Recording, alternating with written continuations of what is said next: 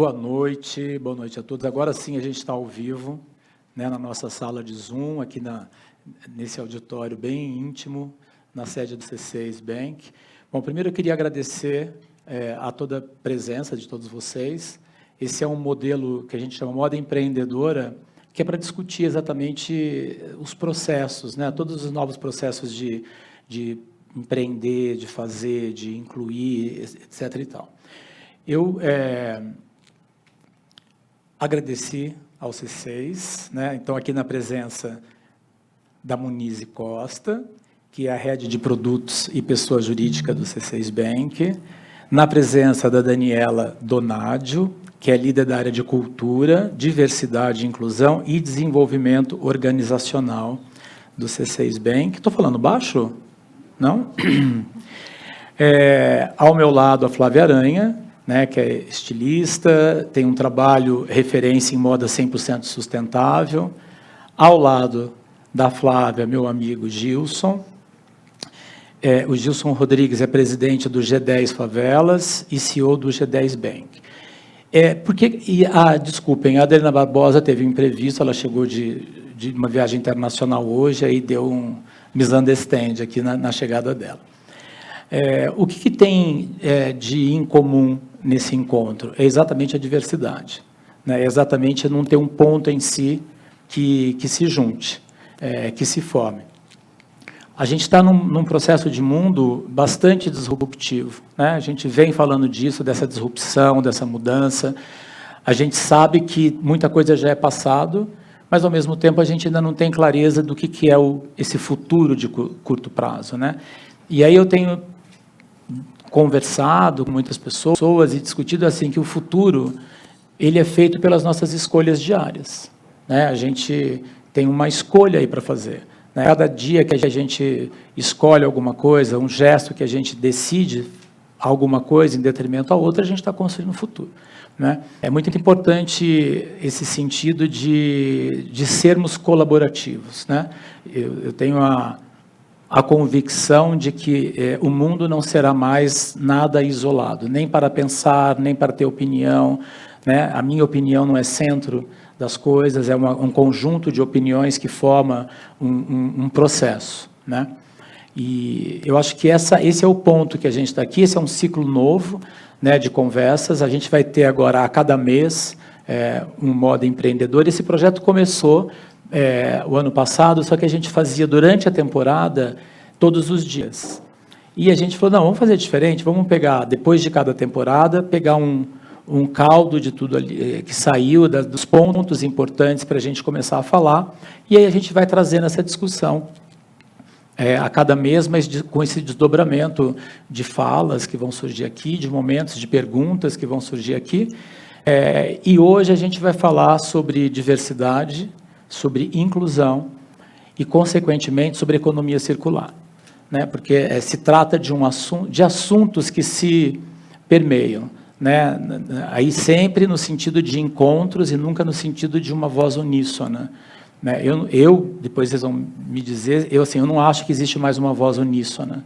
Eu acho que a riqueza do mundo é exatamente a diversidade em todos os sentidos, de opiniões, de caminhos, né? Mas as escolhas são as mais importantes para que a gente possa fazer esse processo andar. A gente vai terminar a hora que eu vou começar a empolgar, eu sei que a gente vai se empolgar aqui para conversar e não vai parar. Mas quem está com o carro dentro do valet do C6, a gente tem que sair, então, no máximo às 21h40, porque senão fecha o prédio às 10h, aí vai ter que dormir o carro aqui. Então, vamos já, todo mundo aqui, se ajudar nesse horário. Aqui eu quero fazer uma dinâmica de bate-papo, por isso é essa forma, né? Por isso que eu não estou nem no meio para poder olhar para todo mundo, virar, e quando surgir uma fala, alguma coisa, vamos conversar, né? Exatamente essa intimidade para conversar, até para colocar proposições, essas conversas elas vão se desdobrando em outras. Eu queria começar, eu vou apresentar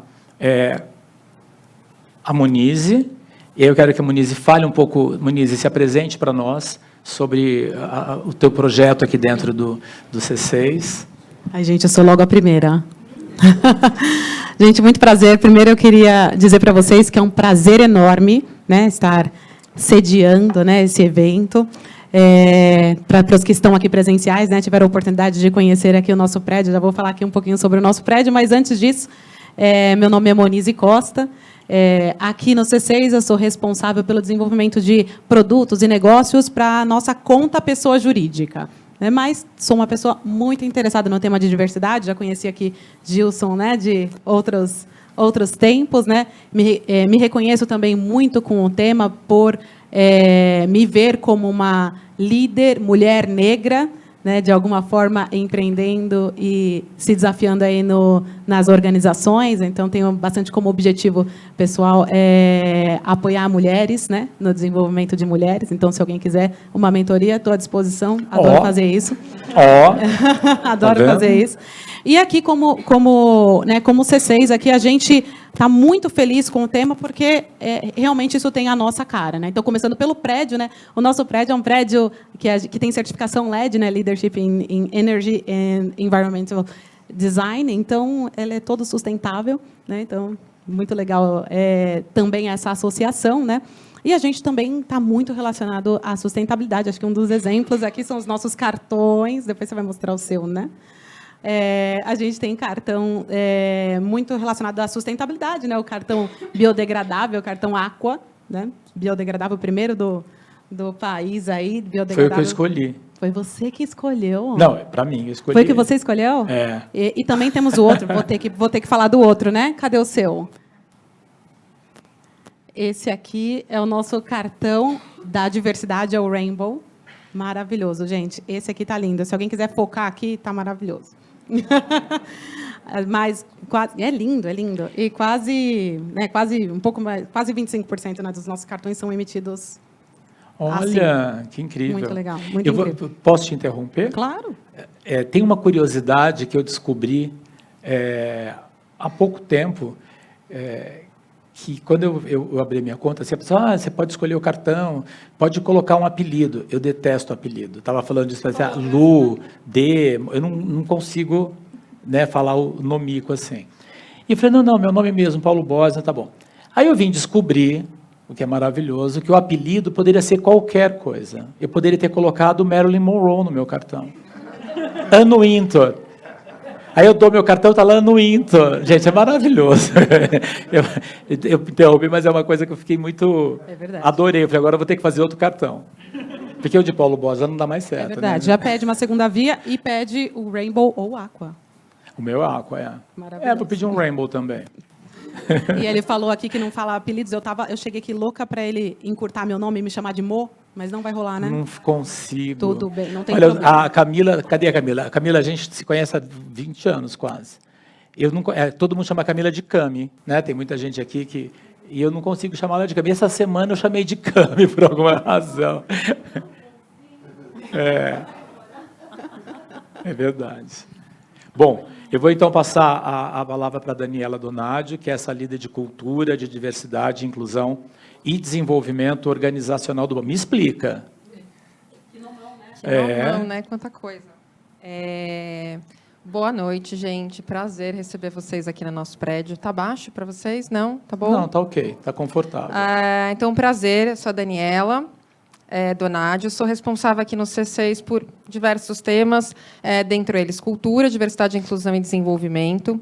Estou aqui no C6 desde o começo dessa trajetória. Comecei aqui no C6 quando a gente nem tinha aberto para o mercado, tinha umas 30 pessoas no banco, a gente tem mais de 3 mil colaboradores.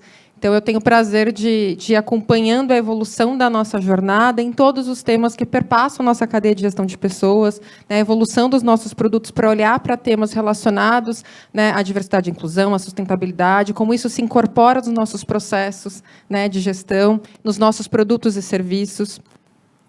Então, é um prazer, né, estar dentro desse comecinho. 2019 foi o ano que a gente entrou no mercado, efetivamente, então nossos clientes, né, nos conheceram a partir daí. Fizemos muita coisa durante esse percurso. O tema de diversidade e inclusão, ele sempre teve na pauta desde o dia 1, costumo dizer, né, de maneira no início mais informal e depois uma crescente, né, através de políticas formais aqui. E estou muito feliz também, porque eu tenho que falar que, recentemente, nesse último mês, a gente recebeu 2 reconhecimentos públicos, né, um da revista do Guia de Diversidade, do Instituto Ethos e da revista Época. A gente está selecionada como as empresas de destaque nas práticas de diversidade e inclusão. E, recentemente, na semana passada, a gente também foi reconhecido pelo Women's Rights Campaign, que é uma pesquisa que acontece nos Estados Unidos há mais de 20 anos, e no Brasil foi o primeiro ano que teve, e onde selecionaram empresas de destaque no setor, e a gente também entrou dentro do rol das empresas de destaque. O Women's Rights Campaign é voltado para o público LGBTI+, mas eu estou muito feliz de estar aqui falando disso, chancelando também esses 2 reconhecimentos públicos que a gente recebeu aí nesse último mês. Então, é um prazer e vai ser muito bacana a gente trocar aqui juntos, falar sobre isso. Essas rodas sempre trazem para mim um caminhão de aprendizados. E depois eu falo um pouquinho mais do Rainbow, tá? Bom, tem mais coisa para contar dele. Não foi depois. à toa que eu coloquei elas primeiro para falar, porque eu vou colocar os nossos convidados agora externos, vamos dizer assim, porque eu acho que aí já dá para ter uma dinâmica de conversa. Bom, Flávia Aranha, primeiras mulheres, né, Gilson? Flávia Aranha, estilista, uma pessoa maravilhosa que, desde o início do seu negócio, pensou em sustentabilidade, 100%, em economia circular. Então, antes da Flávia falar, eu vou pedir, passa, por favor, o vídeo da Flávia, que é um vídeo que ela pediu para passar, que tem a ver muito com uma coleção que ela vai poder falar. É rapidinho.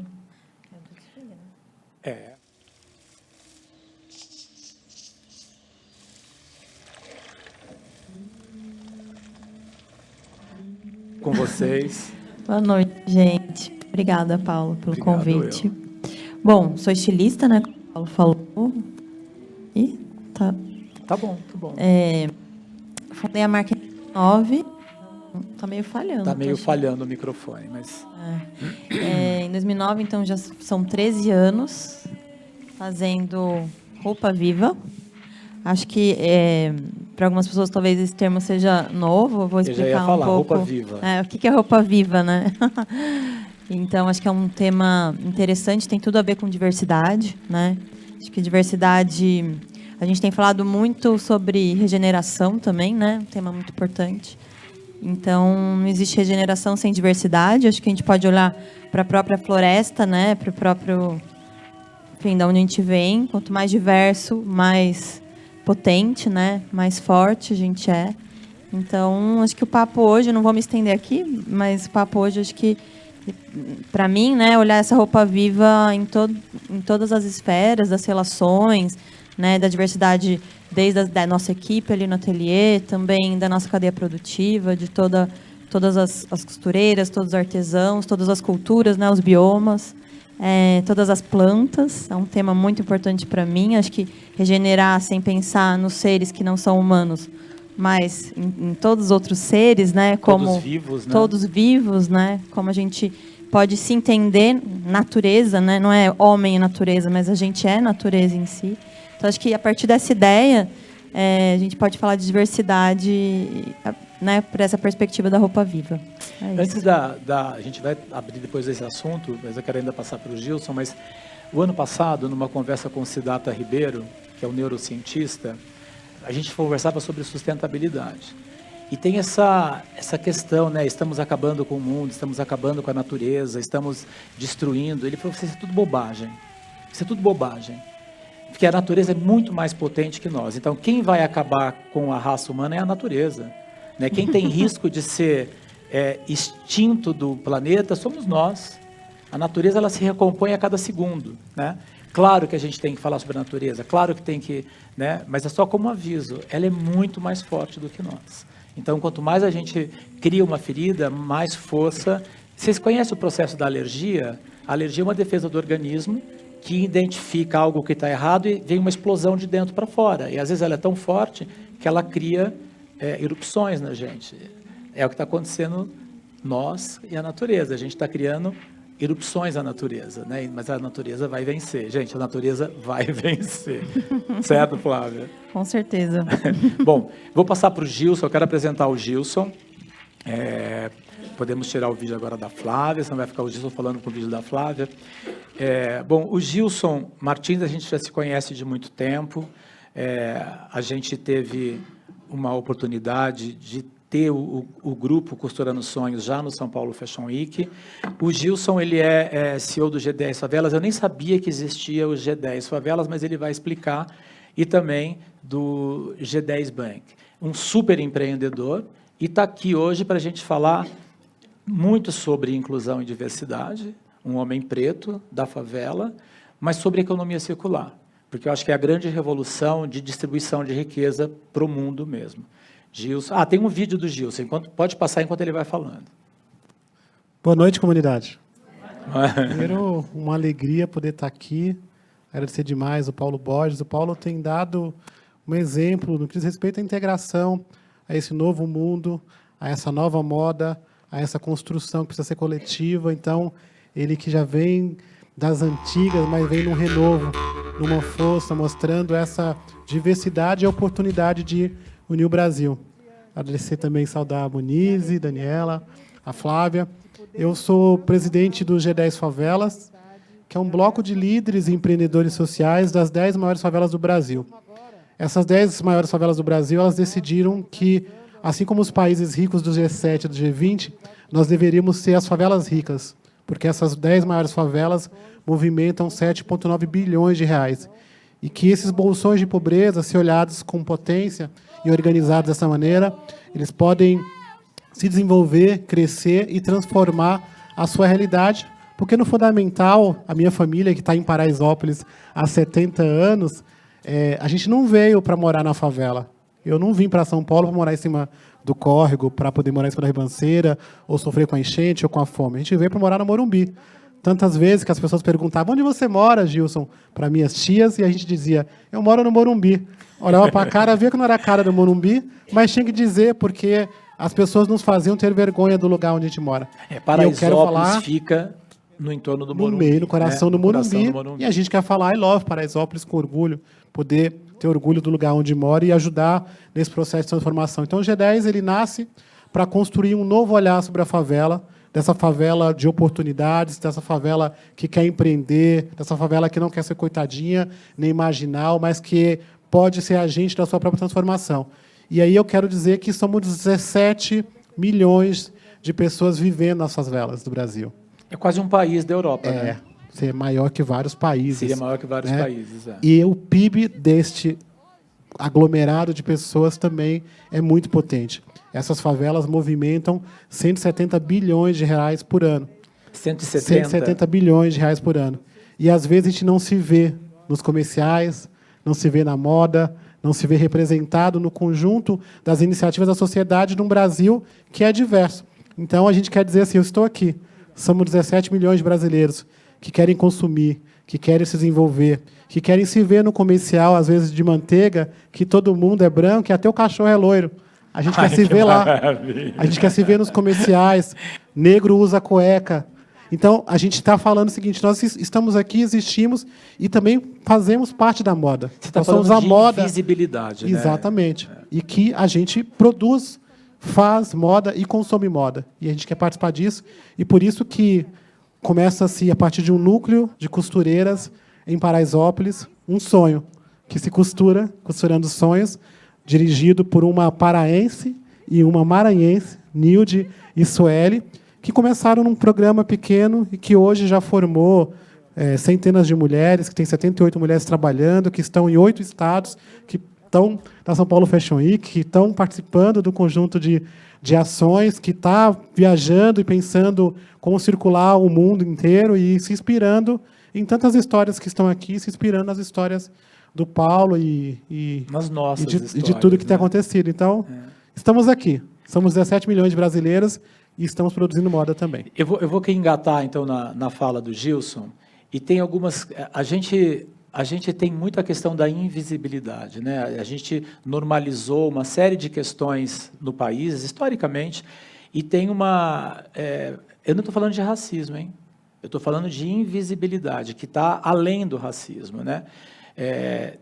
Por exemplo, vocês criaram uma linha de táxi, porque os táxis não entram na favela. Quando pega o endereço, está lá, eles não entram, né? E aí a comunidade não tem como usar o táxi. O que vocês fizeram? Sim, o G10 ele parte da premissa de que onde tem um problema, temos que criar uma solução. Então, em vez de ficar procurando os culpados, cria-se uma solução. Então, quando você olha para as favelas, o CEP é bloqueado. O e-commerce não entrega, os aplicativos não chegam, o SAMU, às vezes, não vai. Então, nós temos que buscar criar soluções e, a partir disso, estamos criando empresas, desenvolvendo aplicativos, criando programas para que essa população possa ser integrada. Porque a gente fala para os aplicativos que as empresas que não estão lá, elas estão perdendo dinheiro, porque a gente usa e consome. O cara do e-commerce que bloqueia o CEP das favelas, ele está deixando de vender. Então, a gente começou a mostrar essa realidade. Para vocês terem uma ideia, por exemplo, a Favela Brasil Express, que é uma empresa de logística da favela hoje, ela já entregou, em um ano, 715 mil pacotes, uma carga de 388 milhões de reais que foram comprados por 7 favelas. Imagina se desbloqueia as favelas todas. Isso aí é o seguinte, as pessoas não entregavam essas compras. E o que eles fizeram? Então, eles criaram um sistema de correio. Eles têm um CEP, né, que é num endereço específico, eles recebem tudo e distribuem para as comunidades, para as favelas. É maravilhoso, né? Quer dizer, é problema? Então, tem uma solução. Eu achei isso fantástico, assim. Exatamente. Eu acho que essa ideia de como é que a gente consegue olhar as oportunidades e as nossas carências como oportunidades, organizar, desenvolver, gerar trabalho e renda. A gente está falando muito sobre, por exemplo, a questão da fome, a situação do Brasil super complicado, e nós acreditamos que a melhor forma de ajudar o Brasil, neste momento, que vive um novo normal, que é uma normal agravada pela fome e desemprego, ajudando as pessoas a terem dinheiro no bolso. Então, as mulheres que sofrem violência doméstica, que querem independência financeira, que quer viajar, o jovem que quer ir para a faculdade, dinheiro no bolso. Então, a gente investe muito em informação, ajuda com mentoria. Muniz, por favor, nós queremos levar a Muniz para dar mentoria lá também. E assim, pensar nessas oportunidades de transformação, de impacto, em que as pessoas possam ter dinheiro e transformar a sua vida.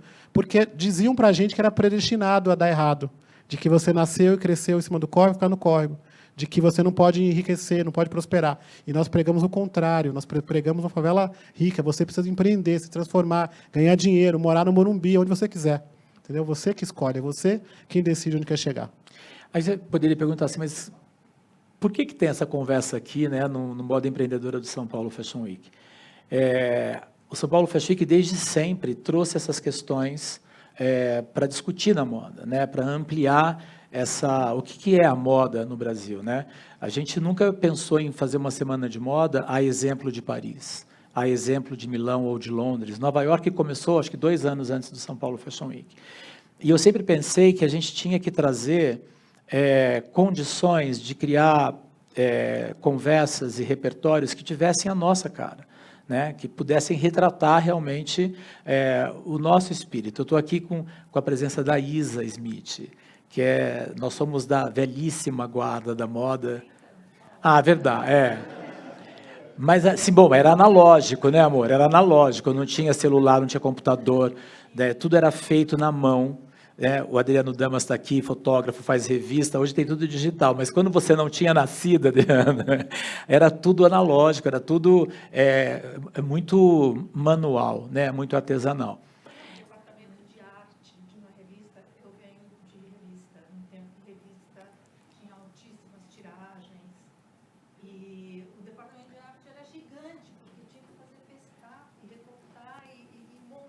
Eram ateliês, né? Não, eu já falei, era só isso, só para lembrar que como passou tão rápido e o Paulo tem uma antena maravilhosa, ele sempre captou todos os sinais e conseguiu fazer uma semana de moda com muita personalidade, porque a tendência era que fosse como Paris, porque todo mundo ia, todo mundo enlouquecia para entrar nos desfiles. Então, era uma maravilha, porque a gente tinha que ir, a gente voltava com as malas carregadas de revista, porque não tinha internet, tinha pesquisa. Então, era uma loucura, a gente não sabia se destacava os anúncios, que também eram maravilhosos, e a gente aqui meio começando, ou os editoriais, que também foi uma escola. E, naquela época, muitos dos estilistas que hoje fazem uma moda de qualidade e que são os pioneiros São Paulo Fashion Week também são autodidatas. Sim, sim. O Alexandre, o Hertzkovich, é o primeiro acadêmico desse grupo. Dessa geração. Dessa né? geração. Os outros todos são autodidatas. E mesmo a gente, nós, jornalistas, as referências para a moda sempre foram as revistas também. Daí a gente vai se descolando e vai entrando. Eu fiquei fascinada com essa história que o Gilson contou, dessa premissa de se tem um problema, tem solução. Eu acho isso é para guardar, é maravilhoso. Mas, gente, eu não quero dispersar. Não, mas eu quis trazer essa, porque eu acho que essa é a composição. Imagina, essa é a composição do que a gente chama de moda, de uma semana de moda no Brasil, né? Que desde sempre tem um tema. O tema, no começo as pessoas perguntavam assim, é uma tendência de moda? Que o estilista falava, não, isso é só para causar um discurso, só para trazer uma conversa, porque a gente precisa conversar, a gente precisa dialogar, a gente precisa se ver, né? E entender qual é a necessidade para uma moda brasileira ter dignidade, ter alcance, ter repertório, né? E ter a tal da inclusão, que é tão importante, a tal da diversidade, que é importante. E o que o Gilson disse aqui é a economia circular, completamente, né? Que é a distribuição de riqueza em torno dos seus potenciais produtivos. E aí eu vou passar para a Flávia, porque a Flávia faz... desculpa. Não, e é só comentar nisso que você está trazendo, né, na fala de vocês, o quanto a moda, nesse sentido, quando a gente olha a moda como uma ferramenta, uma possibilidade de expressão da nossa identidade, expressão da nossa singularidade, individualidade, o quanto ela pode se tornar, pelo lado luz dela, né, um instrumento também de inserção social que permite eu me expressar na melhor forma, expressar quem eu sou, encontrando, né, a gente vai criando, se identificando com grupos, classes, profissões, enfim. Então, nesse sentido, ele fortalece esse sentido de pertencimento, mas, ao mesmo tempo, no seu lado sombra, ele pode causar segregação, criar mais fronteiras e divisões nos sentidos sociais, econômicos, enfim. Então, como é que a gente pode trazer a moda, olhando para a diversidade e a inclusão, para esse lado luz de inclusão e inserção social, em vez da segregação e a separação dos grupos, né, de acordo com questões raciais, com questões de gênero, com, enfim, questões econômicas, enfim. Então, acho que uma função social importante da moda nesse sentido. A gente começou com esse tema, né? Até a gente tinha conversado antes. Vamos esperar acontecer essa edição do São Paulo Fashion Week para a gente saber qual o tema que vai vir forte, né? Eu já imaginava que essa questão de inclusão e diversidade já seria uma pauta muito importante, porque ela insere a sustentabilidade nisso. E ao trabalhar esse processo, a economia circular está na veia dessa transformação econômica, né? Essa transformação econômica desse potencial nas favelas, que a gente enxerga, eu, branco privilegiado, cresci identificando favela como algo distante, como algo menor, né, como algo serviçal, como a gente é criado para ver dessa forma. Graças a Deus, meus pais não eram assim, e eu consegui aprender logo cedo que não era bem assim, né? A minha casa era... A minha mãe... Engraçado, eu falei disso, eu lembrei da minha mãe. Minha mãe já morreu tem muito tempo, mas eu fui um filho muito novo para os pais velhos. E a minha mãe, ela é super católica, e ela cuidava de uma comunidade de assistência da igreja ali do bairro, e ela via que muitas pessoas que trabalhavam como domésticas não conseguiam ter o emprego porque tinha filho, porque a patroa não queria uma criança dentro de casa. Bom, o que a minha mãe fez? Primeiro começou a colocar a criança dentro da minha casa, da casa dela. Então, eu de pequeno, eu tinha 25 irmãos, crianças dentro de casa, né? Aí não cabia também dentro de casa. Então, ela abriu uma escola, creche, para receber especificamente filhos de domésticas, para elas poderem trabalhar, para ter quem cuidasse desses filhos. Então, eu cresci com a minha mãe fazendo isso, e quando ela estava com 85 anos, não tinha mais como cuidar, era uma escola com 150 crianças estudando, né?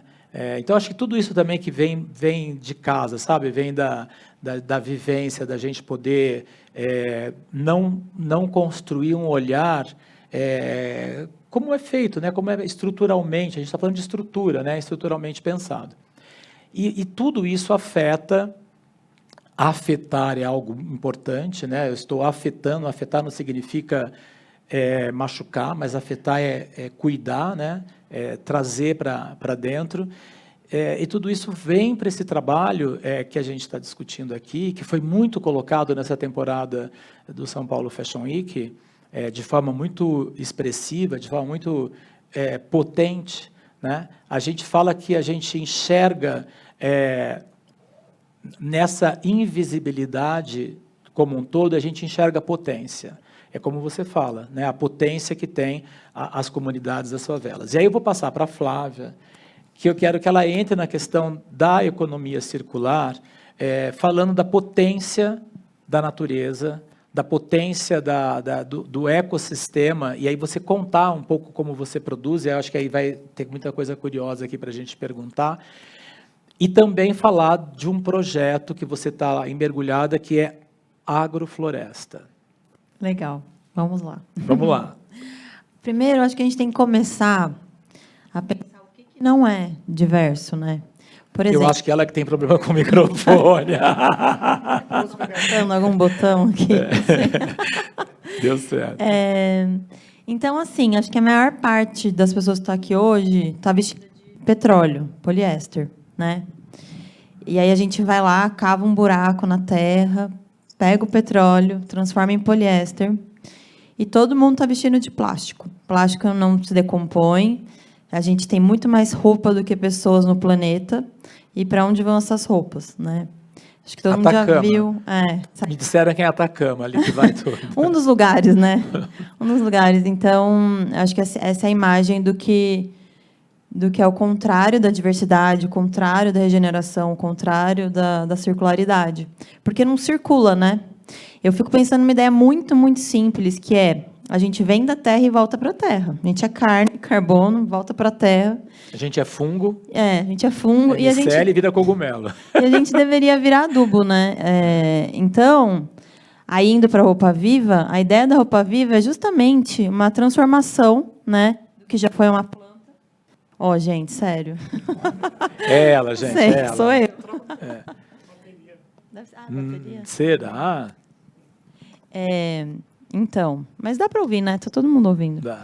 É que para a transmissão da sala tá grande. Tá, Enfim, a roupa viva, eu gosto de pensar nessa ideia de que ela é um novo corpo, né? Uma nova forma do que já foi uma planta. Então, se a gente pensar no algodão, o algodão era uma semente, daí ele vira uma flor, depois ele vira um capucho, ele vira um fio, vira um tecido.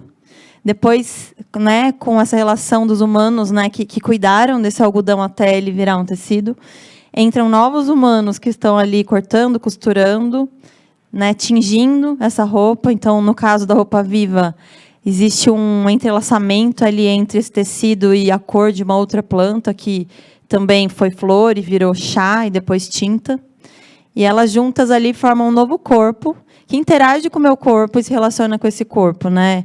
Então, eu gosto de pensar também que a roupa viva é uma extensão da minha pele, né? E que faz parte do meu corpo, por assim dizer.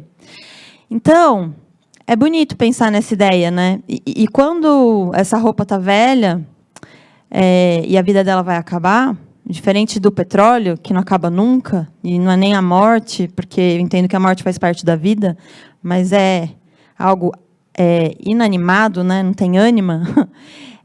Quando a gente pensa na roupa viva, quando ela ficar velha, a gente pode devolver ela para a terra e ela vai virar adubo para uma nova planta nascer, que vai virar uma nova roupa e que depois vai virar adubo para uma nova. Então, eu acho que a circularidade tá nessa ideia muito simples de que a gente vem da terra e volta para a terra.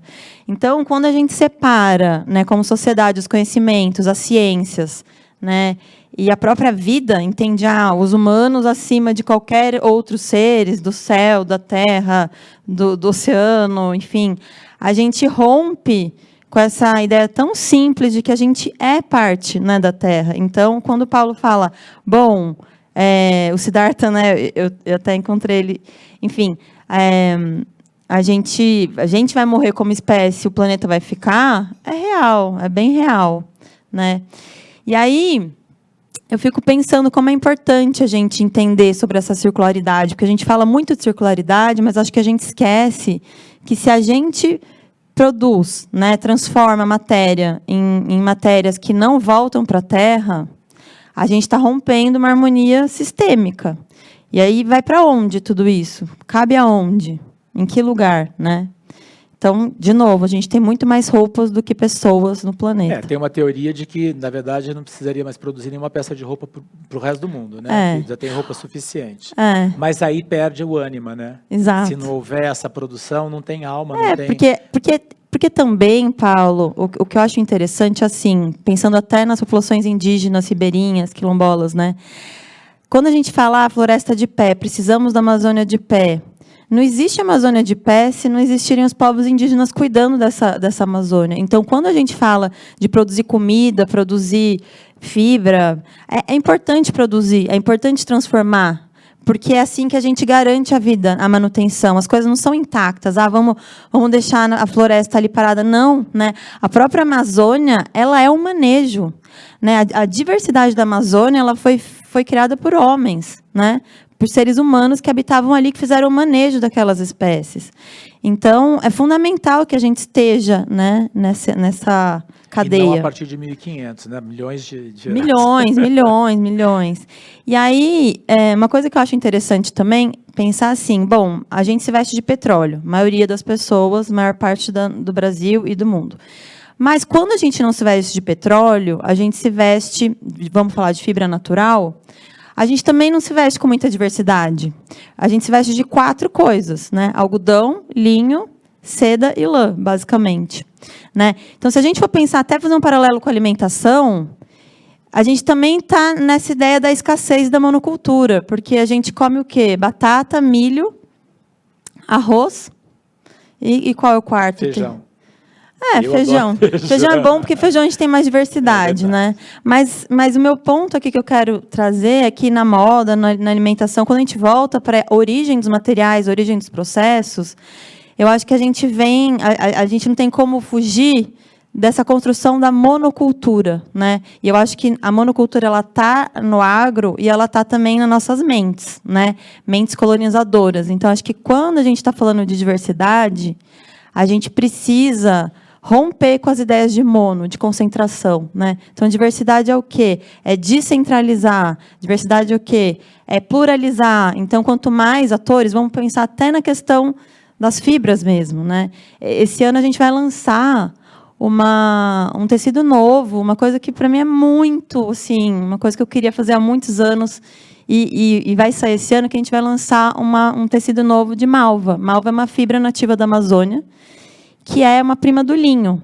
E o linho não é nativo do Brasil, ele não funciona para o nosso solo, e a gente importa esse linho da Europa. Mas olhem para o tamanho do Brasil, para a potência, né, dos nossos biomas, para quantas espécies não existem, né, aqui, com potencial têxtil, né? Então, por que a gente precisa se vestir de 4 produtos, né? 4 fibras, no máximo? Isso quando você se propõe até a ser mais sustentável.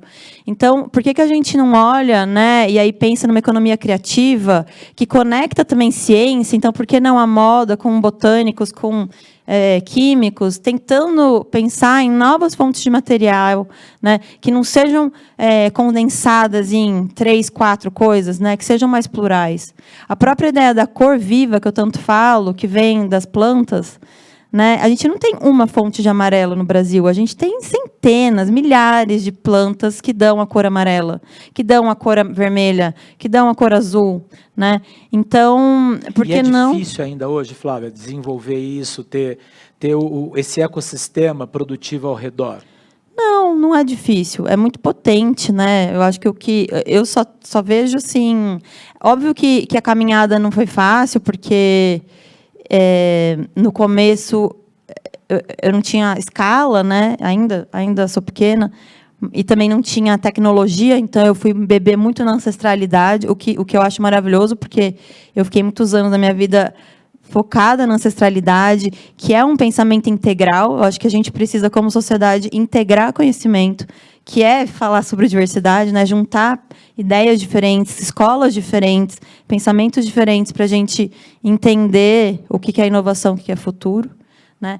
Mas hoje eu vejo muita potência, muita beleza. A gente está agora invadindo. Eu falo que a gente está invadindo a indústria. Então, hoje a gente está em 4 indústrias, industrializando nossos processos com a mesma integridade da panela, da onde eu comecei. Né? Então, são os mesmos processos, são os mesmos materiais. Não entrou petróleo. E a gente está conseguindo resultados incríveis. E aí eu acho que a potência também é de não negar a inovação, não negar a ciência, não negar a indústria, falar, tá, vamos dar as mãos, como que a gente faz?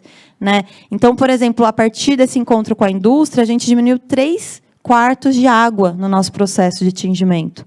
Do processo natural. Processo natural. Isso é muito potente, né? A gente conseguiu reduzir também a quantidade de extrato, porque a gente ali controla melhor o tempo e a temperatura, encontra o lugar ideal para que essas reações químicas aconteçam. Então, eu acho estamparia, né? Para quem conhece a nossa marca, sempre muito liso, não tinha estampa. A nossa primeira estampa natural vai acontecer agora nessa coleção, em agosto.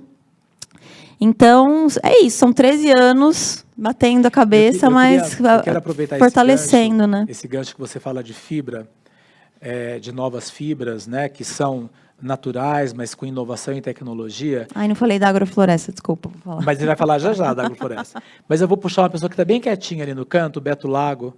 O Beto Lago criou, em 1885, um conceito que não se falava no Brasil, algo histórico. Ele criou o mercado mundo mix.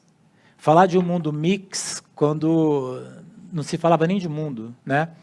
E, recentemente, Beto, você falou para mim das fibras... O cânhamo. Eu ia perguntar agora para você como é que você está vendo a questão do cânhamo na indústria, né? Se é um produto realmente inovador, se acha que tem capacidade, qual a aplicação dele? Porque, sinceramente, eu não sei, me simpatiza o cânhamo, mas você estudou isso? Assim, o cânhamo é ótimo, né? Assim, a gente usava cânhamo...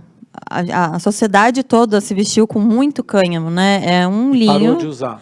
Parou de usar. Acho que teve essa criminalização, né, da cannabis, num certo momento, uma questão muito política. E eu ia pedir para explicar, né? O cânhamo vem da cannabis, vem da cannabis, que também é a mesma planta da maconha, mas essa espécie específica que produz o melhor fibra para o cânhamo não é exatamente a melhor espécie para maconha que a gente conhece como planta. Recreativo, então, né? São outra história. Não, mas assim, é a mesma planta, só que a melhor para fibra do cânhamo, ela é uma espécie diferente, mas é da mesma família, também tem as mesmas propriedades, mas se você for pensar em termos de plantio, você pode usar a mesma, mas também não necessariamente, pode usar espécies diferentes. Agora, eu acho ótimo, é uma fibra que é muito forte, né? Assim como a malva também é muito forte, ela cresce bem, não precisa, né, de irrigação. Então, tem uma vida longa, acho que tem muitos atributos positivos. Tem muita gente, tem até uma empresa de agrofloresta têxtil que está começando, chama Quinco, depois vocês podem pesquisar, que está batalhando para viabilizar a produção do cânhamo no Brasil, junto com outras espécies. E aí, puxando o gancho para a agrofloresta, é exatamente isso, né? A agrofloresta, ela tem essa ideia da gente regenerar os solos, né? A partir de manejo, a partir de consorciar plantas diferentes que se ajudam, né? Começar a entender a inteligência das plantas e o que cada planta pode contribuir para a planta que está do lado. E a diversidade, né, desse plantio no solo fertiliza o solo, né? Então, só uma aspas, ela está falando de agrofloresta têxtil. Especificamente do têxtil. Não é só uma questão ambiental, né? É uma questão da economia sustentável para a moda. Na verdade, assim, esse é o princípio da agrofloresta em geral, né? Em geral. Mas aí, indo para o têxtil, a ideia é que a gente consiga, a partir dessa ideia da regeneração, consorciar as espécies que dão fibra, né?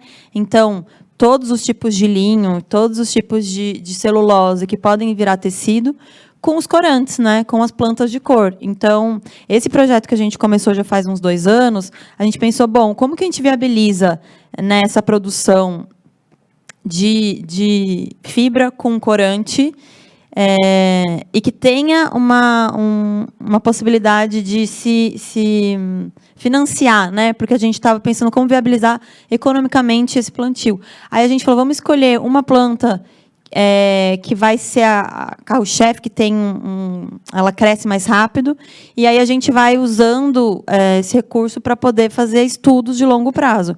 Porque se você for pensar numa agrofloresta, você planta árvore. Tem árvore que demora 30 anos. Por exemplo, o pau-brasil. Por que todos os projetos de replantio do Brasil, do pau-brasil, de reflorestamento do pau-brasil, minguam? Ele demora 50 anos para atingir sua maturidade. Então, quantos projetos começaram e foram descontinuados ao longo das décadas, né? Então, a agrofloresta tem isso. Você tem espécies que vão crescer em tempos diferentes, né? Tempos que estão bem distantes do tempo da indústria. Então, a gente pensou, vamos começar com o índigo, né? Com o azul, com o anil. E aí a gente começou a desenhar essa agrofloresta, eu e mais um grupo de mulheres, né, bem diversas, agricultoras, estilistas também, mas biólogas. A gente começou a se juntar, né, para desenhar essa agrofloresta têxtil que mistura fibra e cor, né? E aí o legal disso é que, funcionando, né, essa técnica, essa maneira, você começa a pensar, bom, o que funciona mais na Amazônia, o que funciona mais na Mata Atlântica, o que funciona mais no Cerrado, né? Então, a gente vai começando a desenhar pelo Brasil possibilidades, né, de matérias-primas diferentes, diversas, para suprir essa cadeia produtiva. Eu vou voltar para a Daniela. Daniela, a gente está falando aqui, a Flávia falou muito sobre essa questão dessa diversidade e dessa economia circular, mas por uma questão que passa totalmente por uma questão de cultura, né? Cultura como educação, cultura como conhecimento e como expressão, né? Ouvindo a Flávia aqui agora, o que te passa na cabeça em relação a essa visão de moda de uma maneira ampla, né, e rica, porque a gente está falando de um país com uma capacidade produtiva gigantesca, que ainda não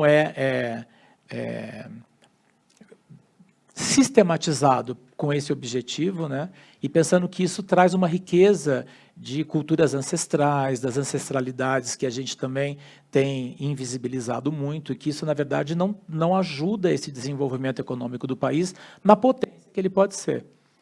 Aí eu joguei agora uma questão. Eu acho que falando um pouco, usando os jargões da moda, né, eu falo que diversidade e inclusão é para além de uma tendência, né? É um caminho sem volta, né? E que bom que a gente tem avançado nisso. E a moda tem uma questão um pouco quanto ela fala do nosso tempo, né? Então ela fala do nosso tempo, ela é a expressão dos nossos valores. E aí, e que bom que a gente tem questionado muito desses paradigmas que a moda nos traz. Quando a gente fala, eu falei um pouquinho agora com vocês do comentário do papel, né, até psicológico, que a moda exerce quando a gente fala da identidade, da identificação, da minha expressão, né? O quanto que ela também se conecta com outras questões relacionadas à autoimagem, à autoestima, até uma questão que você trouxe, né, do acesso, da representatividade, de eu ver que eu posso estar lá, estar representada. Eu acho que o São Paulo Fashion Week, nesse sentido, inclusive, fez um movimento muito bonito, a mais, né, para além deste ano, de trazer as questões de diversidade e inclusão para além da passarela, né, trazendo que todo o ecossistema pudesse fazer parte ali, trazendo visibilidade para públicos que não tinham esse acesso. Se viam, né? Se viam ali. E que isso é muito importante. A gente sabe o quanto que o questionamento, por exemplo, quando eu falei sobre autoimagem, né, sobre qual que é o mal-estar, a identificação que muitas pessoas têm sobre si, né? E o quanto que a moda, nesse sentido, a gente precisa romper com padrões hoje ainda muito arraigados em termos do que significa beleza, do que significa moda, qual que é a função social que essa moda tem para trazer essas pessoas mais para perto. E é importante que neste tempo que estamos, a gente tenha começado a acelerar essas conversas para um caminho que não tem mais volta, né? Então, acho que é um pouco disso, falando de Qual seriam, por exemplo, as principais, como você olha muito para essa questão cultural, e cultural de uma maneira ampla, né? A gente não pode entender cultura como só uma expressão de palco, uma expressão de identidade. Qual seria hoje que você imagina que fosse a maior dificuldade para romper essa transformação, para ter uma contaminação, usando a palavra da natureza, ter uma contaminação que pudesse ter esse trabalho desse engajamento, dessa transformação, que não seja, como a Flávia disse, um projeto de pau-brasil que demora 50 anos e que aí foram parados, descontinuados, né? Porque eu acho que a gente vive muito disso, né? Quer dizer, fazer essa transformação precisa de um planejamento de longo prazo, né? Nós não temos ainda essa cultura de longo prazo, né? No país como um todo. Como que você, sentada na tua cadeira, né? Bonitinha, novinha, olhando para o futuro. Obrigada pelo nome.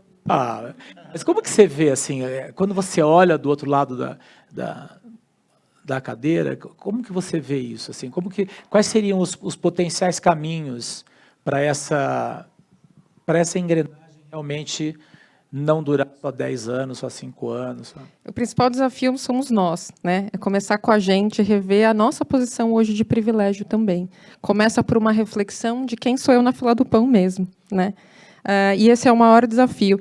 E entender, primeiro, que a inclusão não é uma consequência óbvia da diversidade. Eu trazer a diversidade não significa que necessariamente eu incluo as pessoas. Gerar senso de pertencimento, segurança psicológica é uma outra conversa. Então, eu posso trazer as pessoas para perto, mas não inseri-las no dia a dia, não dar voz, não dar esse espaço.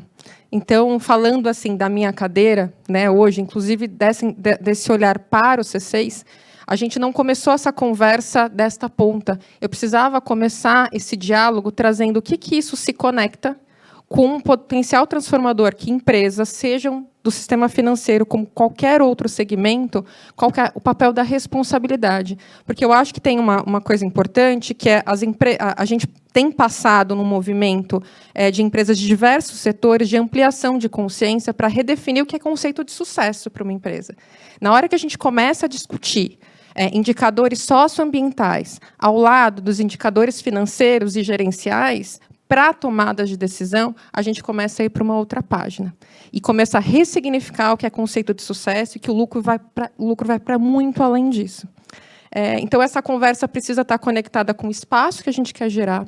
Então, por isso que eu falei para vocês, a gente começou o banco lá em 2018 e 2019, tentando fortalecer o que a gente queria para esse espaço, quais os valores que a gente não abria mão nessa construção.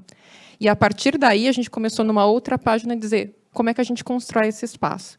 Tem uma brincadeira, né, que eu faço, e o pessoal do time também que trabalha comigo costuma usar, que a gente fazia um exercício do exercício do pescoço. Sabe o exercício do pescoço? Não faço ideia. Você faz assim, você olha para o seu lado e faz o exercício do pescoço e vê quão diversas ou quão iguais essas pessoas são. E é simples a gente começar a fazer. Então, a primeira coisa começa por aqui. Né? Qual que é o meu ciclo, qual que é a minha rede, o quanto efetivamente eu quero trazer para perto. Porque o que a gente, muitas vezes, acaba se esbarrando de pessoas que têm um discurso muito favorável, amistoso à diversidade e inclusão, contanto que eu não tenha que sair da minha posição de privilégio. Então, quando é para o outro, isso cabe. Mas, quando é para mim, será que eu dou conta de bancar isso? E é essa conscientização que a gente tem dia após dia feito aqui. Né? Não tem uma palavra mágica para diversidade e inclusão, em termos de evolução, que não seja intencionalidade. A gente precisa ter um olhar direcionado ainda. Né? Então, quando a gente fala das ações afirmativas, e aí, como exemplo das ações afirmativas, a gente vai falar da política de cotas, né? E tem toda uma discussão, sou contra, a favor, enfim. Mas o quanto a gente entende que essas ações afirmativas elas são importantes como medidas transitórias para a gente nivelar, né, de eliminar essas desigualdades, né? E garantir a evolução desses processos. Então, começa pela gente nos vieses. Então, façam todos vocês também aí os exercícios dos pescoços nas suas casas, nas suas redes, nos seus trabalhos. Né? Eu falei, isso independe do setor, independe de onde a gente está falando. Quando a gente... Desculpa, você ia perguntar... Pode, eu ia te interromper, desculpa. E aí, quando a gente fala da moda, né, eu falei, o vestuário fala da gente, né? Então, como é que a gente tem esse espaço de expressão mais saudável? Tem uma pergunta que acho que o C6 faz, que falando do setor financeiro, que eu acho que é um link importante da gente fazer aqui. Quando a gente criou o banco, a gente tinha uma ideia de que a gente não queria ser como qualquer outra instituição financeira. E uma das coisas que a gente queria provocar era uma pergunta que tem a ver um pouco com economia circular também, aí puxando esse gancho, que qual que é o valor do dinheiro, gente? Opa! Né? Será que você sabe aquele trecho daquela música? Quem é mesmo no final do dia o dono de quem? Né? Então ele está no sentido de se corromper enquanto essência. Então, se eu tenho mais, eu preciso de mais, e o que isso me gera? Né? Ou ele é um viabilizador de sonhos? Está conectado com a realização de seu propósito de vida. E qual é esse seu propósito de vida? Em nome de que você está? Então, o que a gente traz hoje, aqui no C6, até no Nossa Cultura e Manifesto, vem um questionamento de qual que é o valor do dinheiro para você, o que ele significa no final do dia. E como você pode ter uma relação mais saudável com esse dinheiro. Então, sair daquele binômio, ou ele é vilão, porque ele me traz escassez, né, cobiça, uma ambição desenfreada e não equilibrada e danosa para a minha cadeia, ou eu posso ter um sentido de construção. Eu posso olhar para isso, criando uma economia, e aí, falando muito do que a Flávia trouxe, que é extremamente mais positiva e onde eu trago um retorno para a sociedade em termos de impacto positivo para o todo. Né? Então, a gente tem que trazer cada vez mais esse coletivo para esta conversa e nos provocar a respeito dessas questões. Eu queria aproveitar, vocês estão fazendo pouca pergunta, então eu estou provocando. Eu queria aproveitar a presença de uma pessoa que está aqui, que é o Gustavo Silvestre, porque você falou dessa questão do pertencimento, da questão de visibilidade, né? De você se ver como potência. O Gustavo, para quem está em casa, ele criou o projeto Ponto Firme. Ele é estilista, depois deu uma pane no sentido do por que eu estou fazendo isso, né? No sentido de escassez, no sentido de ganância, né? Não sei se é essa palavra.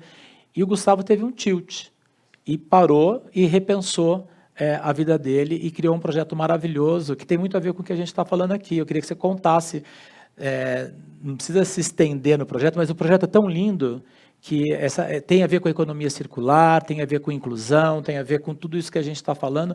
E olha como não tem caixinha, né? A gente começa a falar de um assunto, vai esbarrando em outro. E, Gustavo, primeiro, obrigado pela presença, mas é muito oportuno o que foi dito agora e você trazer a tua experiência de vida pessoal e de processo coletivo para isso tudo que a gente está falando. Legal, boa noite. É um prazer estar aqui com vocês. E minha história com Ponto Firme é bem isso que o Paulo falou, né? Eu comecei a entender que a moda estava entrando em descompasso com o mundo, com o planeta, né? Acho que foi no momento que também encontrei com a Flávia, bem nesse momento aí. E a gente começou, né? Cada um no seu espaço, né? Até onde alcançava, né? O que a gente pode fazer para fazer diferente, né? Então, essa moda que a gente estava tão imerso, né? Tão submerso, né? Não fazia mais sentido. E eu falei, o que a gente pode fazer, né? E nessas andanças e tudo mais, o crochê, né? O Projeto Ponto Firme, ele começa com esse meu encontro com o crochê, né? Porque esses processos da moda realmente não faziam mais sentido. E aí, nesse resgate da ancestralidade, do fazer manual, dessa moda mais devagar, né? E eu me encontrei com essa técnica maravilhosa que me trouxe autonomia. E, a partir daí, né, todo o meu trabalho com moda, ele só dependia de mim, né? Eu virei uma pessoa que desenvolvia essa autonomia por causa dessa técnica e eu imaginei que eu poderia passar isso adiante, né? Então, foi quando eu recebi um convite para dar uma aula numa penitenciária masculina e eu fui dar essa aula achando que eu ia fazer só um workshop de 4 encontros e eu estou desde 2005 nessa história, né, nesse workshop, porque o Projeto Ponto Firme ele foi, né, a partir desses encontros, né, com outras pessoas, com essa vontade de integrar mais pessoas, né, e também levar autonomia para outras pessoas, que eu fui vendo esse terreno fértil, né, produtivo, que esses encontros eles causam, né? Então, a arte, a beleza, a moda, a cultura está em todos os lugares, né? E onde tiver um ser humano, essas coisas estão juntas. E o projeto, desde 2015, né, como eu falei, ele vem proporcionando esses encontros, né? Agora a gente virou uma escola, não nessa última edição, né, na edição anterior da São Paulo Fashion Week. O nosso desfile foi dentro da nossa escola, o que nos possibilitou outros encontros, né? Então, a gente está expandindo essa rede de apoio, né, principalmente para pessoas em situação de vulnerabilidade, né? A gente começou dentro da cadeia, depois começamos não sei se vocês entenderam, mas ele foi com agulha ensinar crochê dentro de uma penitenciária masculina. Algo completamente improvável, né? Dado todos os riscos, dado todas as condições, e os detentos e ex-detentos ou egressos, né, do sistema penitenciário é que produzem, que fazem as roupas, né? E de uma maneira completamente colaborativa, porque são pedaços dos trabalhos que vai se construindo. E aí, óbvio, tem a cabeça do Gustavo, que organiza isso, né? Eu me lembro, Gustavo, que ele timidamente... O Gustavo é essa pessoa tímida. Aliás, esse boné que ele está é feito por um menino... egresso do sistema penitenciário. Isso. É a Arte do Magro, se vocês puderem seguir, é uns meninos da periferia daqui de São Paulo. Arte do Magro. O perfil dele no Instagram.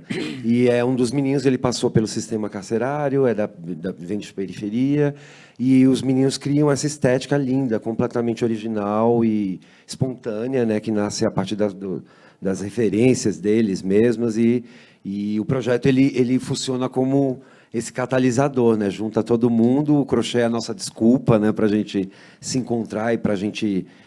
a nossa língua, né, que eu costumo falar, a gente fala a língua das mãos, e a gente tem juntado, né, embaixo desse guarda-chuva que chama o Ponto Firme, essas pessoas, né, esses talentos e as pessoas que vêm de diversos lugares. Então, nossa missão hoje em dia, né, é essa, juntar gente que faz crochê e mostrar essa potência, né? Todo mundo tem uma potência criativa aí de produzir coisas, e a gente acredita nisso, né? E hoje, na verdade, o projeto abraça outros grupos, né, de pessoas vulneráveis. Isso. Uma escola, né? A gente antes só conseguia atender os homens, né, que tinham passado pelas oficinas do Ponto Firme na penitenciária de Guarulhos, Adriano Marrei. Uma penitenciária de segurança máxima, então a gente só conseguia atender pessoas que tinham passado pelo projeto lá dentro da cadeia. Agora, com a escola, né, a gente conseguiu ampliar esse atendimento. Então, começamos a atender mulheres, população trans, todo mundo que tinha passado pelo sistema, né, penitenciário. E aí começaram a aparecer outros grupos. A gente começou a fazer parcerias com o Ministério Público do Trabalho. Então, nessa última edição da São Paulo Fashion Week, a nossa coleção foi feita dentro da cadeia, pelos detentos, fora da cadeia com os egressos e alunos do Projeto Ponto Firme, e com mais um grupo de mulheres refugiadas que moram aqui em São Paulo, e um grupo de mulheres trans da Casa Florescer. Então, toda essa galera, né, nessa situação de vulnerabilidade, e a gente usa o crochê, né, como essa ferramenta de transformação social, geração de renda e educação também. É isso que eu queria trazer esse ponto, né, como a moda... Isso, para mim, é a moda, né, essa potência que une, é transversal, né, e que consegue estar trazendo essa... Eu não falo se é protagonismo ou visibilidade... Eu acho que é um pouco de tudo isso, mas principalmente essa abertura da cabeça, né? Abrir a cabeça para entender que tudo é possível e que tudo só vai acontecer se a gente realmente tiver outra forma de olhar, né? Aquilo que você disse, eu tenho que olhar como é que eu sou nessa fila do pão, né? Para poder fazer essa divisão e trazer essas questões. Vocês estão muito fracos de pergunta, hein? Eu estou com uma pergunta. Ah, vai lá. Eu estou aqui... Eu já ia te fazer uma pergunta, mas agora... Eu posso perguntar? Por favor. Eu fiquei, tudo que foi falado aqui ficou fervilhando várias coisas na minha cabeça de reflexões, mas a minha pergunta é para a Flávia. Fiquei pensando em tudo isso, né? Primeiro, me passou muito para a cabeça o tema do consumo consciente, né? Que no final, tudo isso aporta bastante à marca, né? De alguma forma. E depois fiquei pensando que no final, assim, tem um grupo muito grande de empreendedores aqui, né? Que ao final tudo isso é importante para a marca, é importante, né, para o desenvolvimento do negócio. Também pensei um pouco com relação à inclusão de tudo isso, porque bastante coisa do que a Flávia falou eu fiquei pensando sobre como funciona esse processo, o quanto ele é escalável e quanto, ao final, né, esse tipo de produção é acessível do ponto de vista de preço no final. Né? Então, eu queria te fazer a pergunta, já aportando uma segunda também. Né? Você falou bastante com relação à matéria-prima, né, e falou que, ao longo do tempo, você veio, né, fazendo parcerias com indústria e tudo mais, dando mais escalabilidade daquilo que você começou na panela. Né? Mas também pensei um pouco que essa cadeia toda, ela envolve, né, a economia circular envolve também um pouco da cadeia, e essa cadeia toda envolve, de alguma forma, carbono. Né? Até lembrei que aqui no app do C6 a gente vende crédito carbono. É super legal, né? Você pode entrar lá e comprar crédito carbono com cartão de crédito e com os bônus do cartão. Mas eu fiquei pensando que também envolve carbono de alguma forma. Eu vi em alguma matéria que 2 a 8% dessa cadeia da moda, né, e da fabricação de roupas, ela também envolve, 2 a 8% de tudo que é emitido de carbono vem da indústria da moda. Então, eu queria entender como você também vê, além da escalabilidade, como você também vê o tema da produção de carbono nessa cadeia toda. Complexa, né? Um monte de perguntas junto. Bom, sobre a questão do acesso. A gente vive num país brutalmente desigual, né? Então, acho que a desigualdade social é a grande problemática do planeta, né? Não adianta, nenhuma solução vai resolver nada enquanto a gente não resolver a desigualdade social. Dito isso, não, nossa roupa não é acessível, né? Então, acho que essa é a grande dualidade, porque se de um lado, eu estava falando sobre isso ontem até numa fala, se de um lado a gente tem uma cadeia que remunera e que, né, distribui valor de uma forma correta para todos os elos dessa cadeia, de outro, o produto final é inacessível para quem produz, né? Então, é uma grande questão que eu não tenho solução, sozinha não. Mas... Solução ou resposta? Resposta. Acho que é mais, assim, mais pessoas precisam se engajar, né? A indústria precisa se engajar, né? A tecnologia precisa avançar para esse lado, assim, acho que sozinha, de fato, você não vai conseguir. Eu acho que é esse ponto. Acho que algumas coisas que a gente tem feito tem esse diálogo com a indústria. Então, assim, claro que uma roupa artesanal, por exemplo, eu estou com uma roupa que foi feita por tecelãs de Muquem, e todos esses retalhinhos aqui são sobra da nossa produção, né? São nossos retalhos, que voltam para elas e elas tecem manualmente. Então, um tear de madeira, e vai uma mulher lá e ela bate o pente. Então, claramente vai ser uma roupa cara, porque ela passou horas trabalhando. Então, tem uma dinâmica do tempo das coisas. Agora, quando eu vou para um tingimento industrial, para uma tecelagem industrial, obviamente que eu reduzo esse tempo, né, e consigo gerar um produto mais barato. Então, acho que sim, a tecnologia, se ela for bem usada, ela abre portas para a gente criar produtos mais acessíveis, né? Usar melhor os recursos e fazer roupa mais acessível. Não resolve 100%, mas eu acho que um dos caminhos está bem aí, tá? Nesse diálogo com a indústria, nesse diálogo com a tecnologia, né, com a inovação.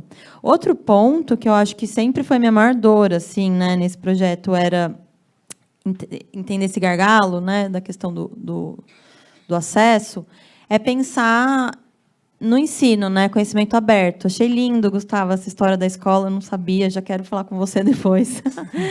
E a gente começou, ao longo dos anos, a dar vários workshops, né, tanto para a cadeia mesmo, para cooperativas de mulheres no Brasil inteiro, quanto para alunos de faculdade, com a ideia de que, se a gente abrir esse conhecimento, as pessoas vão ter autonomia para fazer suas próprias roupas. Mas é uma ideia utópica também, porque, pensando em São Paulo, tempo é muito precioso, né? Uma pessoa que mora longe, na periferia, ela demora 2 horas para ir, 2 horas para voltar. Em que momento ela vai falar, agora eu vou fazer minha roupa? Não, ela chega em casa, ela tem que cuidar da casa, ela tem que fazer comida. Então, esse acesso ao conhecimento, eu acho que ele é importante, porque democratiza esse conhecimento, a gente expande, e eu vejo que cada pessoa que eu já ensinei, por exemplo, a Kiri, uma aluna minha, ela montou uma agrofloresta têxtil lá, aqui do lado, largou tudo, foi fazer a própria plantação.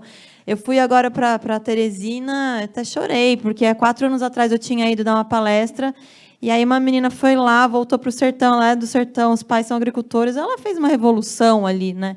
Então, eu acho que quando a gente abre o conhecimento, a gente planta muitas sementes, e aí cada um começa a gerar sua própria comunidade, criar inovação a partir daí. E o terceiro ponto, que eu acho que é muito importante, o Paulo comentou, né? Pô, a gente tem que pensar que a circularidade dessas roupas. Então, a gente sim tem que pensar, a gente vai abrir agora em setembro o nosso projeto circular, que agora vai ser físico, um ponto físico, que é um brechó das roupas Flávia Aranha que podem voltar. Então, a cliente ganha um desconto. É bem até comercial, a pessoa ganha um desconto numa roupa nova, mas aí a gente vende isso num brechó de segunda mão, gerando acesso, né, para outro público. Então, a gente fica dialogando, assim, e, de novo, isso é diversidade, porque a resposta não está numa coisa só. A resposta está em várias iniciativas diferentes, que vão, cada uma delas vão atuar em um dos pontos dessa problemática, né? E aí, sobre carbono, esse assunto, para mim, é um pouco polêmico. Então, eu acho fundamental que a gente tenha rastreabilidade, fundamental que todas as empresas meçam seu carbono e façam crédito. O que eu acho é que a gente não pode falar assim, bom, já que eu posso pagar para esse crédito, né, estou pagando o que eu poluo, então eu posso poluir. Porque é isso, gente, é um planeta só. Então, essa ideia, ela é uma ideia importante, mas ela precisa ter muito contorno, né? Até onde eu vou? Eu não posso deixar de ter soluções que gerem menos carbono, né? Menos impacto. Eu tenho que continuar investindo em tecnologia, em energia verde. Eu preciso economizar o máximo, né? Então, o carbono que eu vou usar, ele precisa ser muito medido, muito cuidadoso, porque senão a gente fica com uma lógica de, então, tudo bem, agora resolveu a vida, eu posso poluir porque daí eu pago, mas o dinheiro não vai reflorestar, o dinheiro é uma nota, né? Ele não vai resolver esses problemas. Então, se a gente não... Aí eu acho que é mais inteligente a gente usar nossos recursos financeiros para apoiar a pesquisa, apoiar a inovação, apoiar a academia, juntar a academia com a indústria, né? Então, fazer essa ligação de todos os elos para que a gente consiga achar outras soluções que não essas, né? Então, esse é meu ponto de vista, assim. De novo, não estou dizendo que não tenha que fazer, temos que fazer, é fundamental, porque precisamos de transparência, mas acho que a gente tem consciência, que... né? E consciência, acho que é isso, Paulo. Provocar para dar consciência. A consciência, é usar com consciência. E você vê que existem formas de reduzir a emissão de carbono dentro do processo da indústria têxtil? Muito. Como que vocês veem isso? Eu acho que você quis pegar nesse ponto. É, né? nesse ponto. É muito. Acho que todas as indústrias estão passando no mundo por uma revisão de impacto, né? A indústria da moda, ela está passando por um processo global de se rever pelo impacto que ela causou na sua expansão, né? E é tudo recente, né, gente? Vamos pensar o seguinte, que até meados dos anos 60, a Isa está aqui, ela pode me corrigir, mas não existiu o prêt-à-porter. O prêt-à-porter foi uma invenção do Cardan, que não queria mais fazer roupa de ateliê, e foi xingado, chicoteado, e foi anos 60 que ele inventou o prêt-à-porter. Aí nasceu o prêt-à-porter, que a gente conhece como roupa em série, roupa em escala. Não tinha roupa em escala até a primeira metade do século passado. Sim, o que acontecia é que ou você era muito rica e conseguia, né, alta costura, porque tudo era alta costura, tudo feito em ateliê, tudo feito à mão. Ou as costureiras ao redor das casas, né? Começaram a surgir as costureiras, e aquelas costureiras mais talentosas que faziam verdadeiras obras de arte também. E no interiorzão, por exemplo, no Brasil, todo mundo vestia com costureiras, que copiavam as criações, então, do as revistas com moldes. As revistas com molde. Eu até trabalhei na revista Manequim, foi minha primeira revista. E que foi muito legal, porque você vê o alcance disso, né?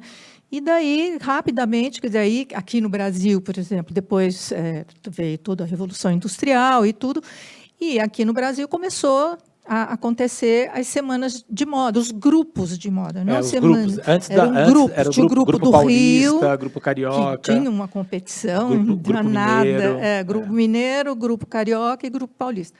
O grupo carioca liderou por muito tempo, né? Era como Paris e Milão. O carioca tinha mais design, mais bossa e tal, como eles gostam de dizer. E São Paulo era mais Milão. Quatrocentão, com mais técnica, com mais classicismo e savoir-faire, né? Sim, São Paulo teve as maiores, tem as grandes marcas, né? Que muitas delas, infelizmente, não sobreviveram por uma questão de mentalidade também, né?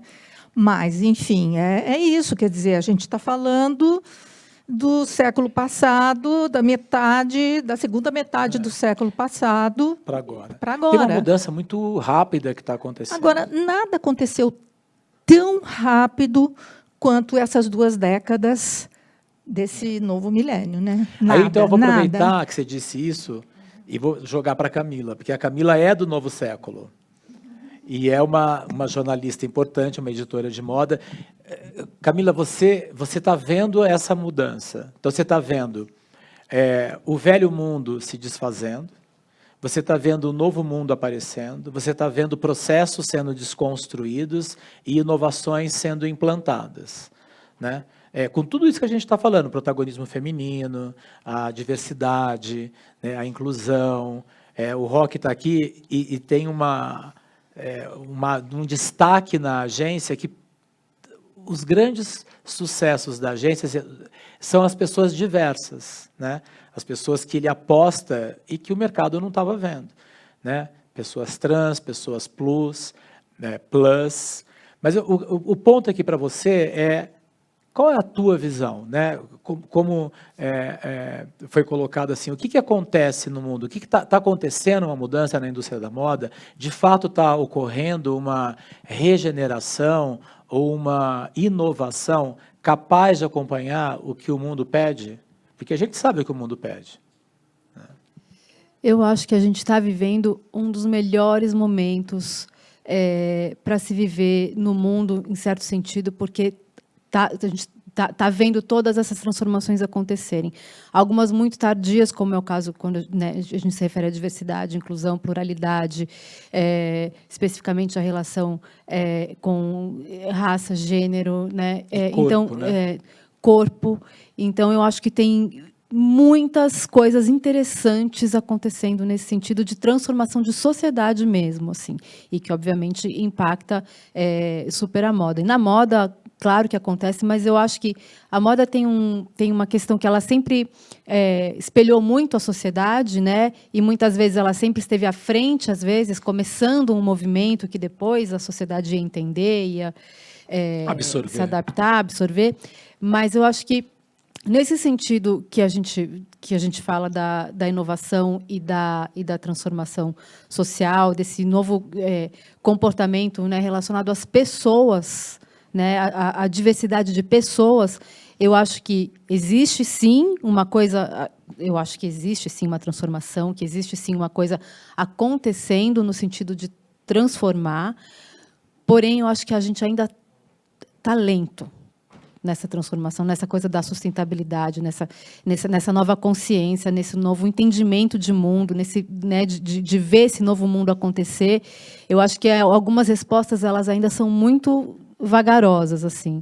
E às vezes eu me incomodo, porque eu falo assim, gente, às vezes a gente tem acesso a tanta informação e a gente está lá também no meio do furacão de toda essa mudança, e olhando para tudo que está acontecendo, e de repente você vê um comportamento tão retrógrado, tão atrasado, uma mentalidade tão do outro mundo, né? E eu falo, bom, no final das contas, assim, as pessoas que estão participando dessa mudança é uma porcentagem muito pequena, né?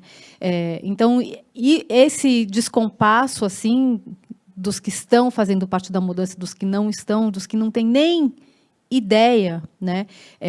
Me incomoda um pouco. Parece que a melhora, né, da sociedade, assim, ela está atrasada mesmo, Você não acha passos que isso lentos. seria em função da gente hoje ter um acesso muito rápido à informação. Então, a gente sabe tudo muito mais rápido, né, numa escala muito maior, mas uma coisa é você... Eu falo muito isso, assim, uma coisa é você chegar à notícia daqui a ali, a outra coisa é você produzir uma mudança daqui para ali. Né? São tempos muito diferentes. Você não acha que a gente está hoje impactado pela notícia, mas não imerso no processo? Exatamente, acho que é bem isso. Eu estava vendo até uma coisa que um psicólogo falou, que ele falou assim, uma coisa a gente faz uma meditação ou faz um retiro ou qualquer coisa e a gente alcança alguns estágios de consciência, a gente sabe onde a gente pode chegar, mas é difícil a gente permanecer naquele estado. Né? E eu acho que é um pouco isso, a gente vê tudo acontecendo de uma forma muito rápida, a gente tem acesso à informação. A gente, assim, também, né? Não é todo mundo que tem essa velocidade no acesso, mas a gente vê as coisas acontecendo de uma forma muito rápida, mas a gente demora, às vezes, para entender, para se adaptar, para virar a chave. Entendeu? É esse tempo que eu acho que é o descompasso. Assim. Tudo que está acontecendo, e o quanto a gente demora, às vezes, para chegar lá e para fazer parte daquilo, para entender o que está acontecendo de fato, né? E para integrar as outras pessoas, a sociedade como um todo. Né? Então, tem muita coisa acontecendo. Ainda mais algo, gente, metaverso, né? Outro assunto. Mas... Que a gente nem entrou aqui. Não dá nem para entrar. Mas acho que as coisas têm um tempo. Né? Que nem o metaverso. Todo mundo, e agora? Como é que é? Como é que eu faço? Como é que participa? Essa informação ainda não está acessível. Né?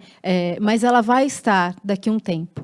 Então, eu acho que é um pouco isso. Tem muita coisa acontecendo, as pessoas estão histéricas, neuróticas, com esse acúmulo, né, de informação, né, só que, ao mesmo tempo, a adaptação, o entendimento e a participação das pessoas, ela leva um tempo.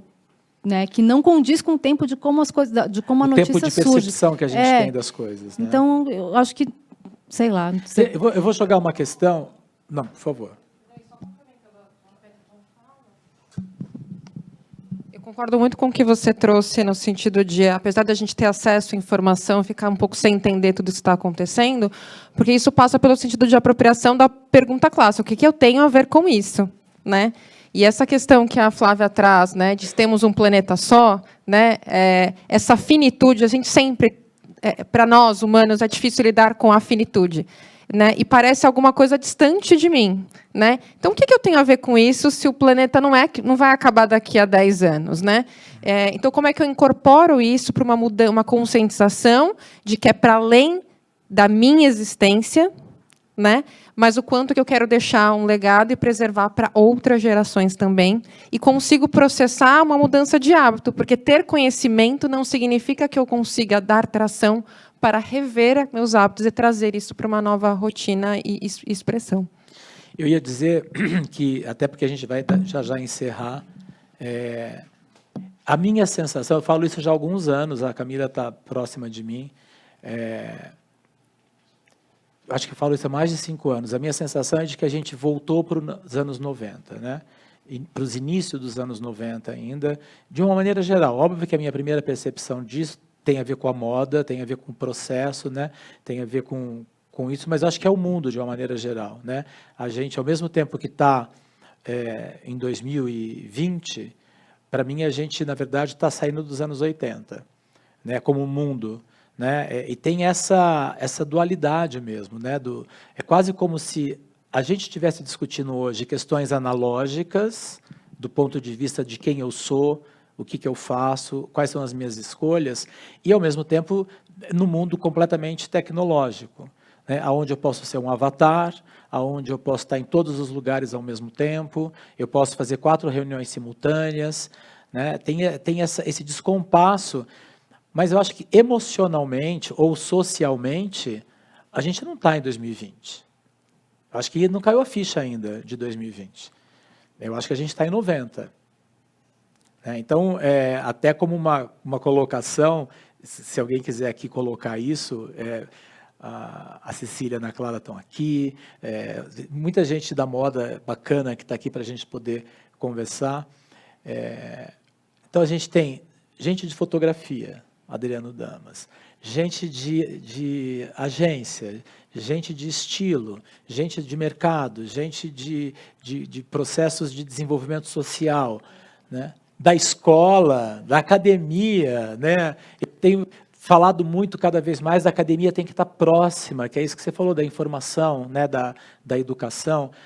A academia tem que estar junto. Né? A gente não pode passar um tempo estudando e depois um tempo trabalhando.